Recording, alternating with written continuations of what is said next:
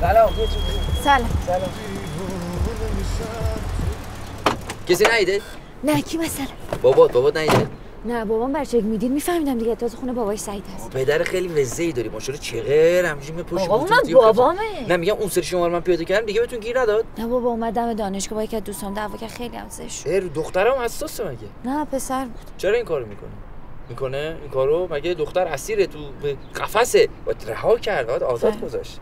تو مگه با آقای رسولزاده کلاسش 1 تا 3 چیکار می‌کنی؟ شما از کجا میدونی؟ میدونم من همه چی میدونم. آقا من بابام کم نبود شما همش اضافه شدی؟ نه منو باشون قاصی نکن من اصلا یه مدل دیگری.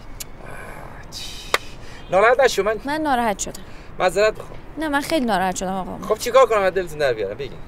مواد میخوام. مواد مخدر. معتادم هست. کی؟ بردیا.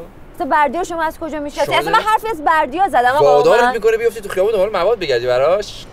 الان میری براش میخری 2 روز دیگه میشینی باش میکشی. بعد گلی کجاست؟ تو جوب. بعد تو جوب جمعتون کنه. آره دیگه همینه دیگه. ببین من خط قرمز سلام جون. سلام عزیزم حالت چطوره؟ قربونت تو خوبی؟ اون جریان چی شد؟ کدوم جریان؟ جوره؟ واسه میماشو همه رو درست کردم برات میفرستم این روزا دیگه.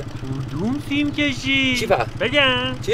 بابا یه جوری نکنید ما قاچاقشیم. برو دنبال کارت بابا. خب فهمیدم. سر چلوغه. بعدم میبینم. کارو دنبال زندگی. بابا این دیوونه از مراعاتش میکنیم. بابا این قیافش هم خلاف کار داره. آقا شما به من شک داری؟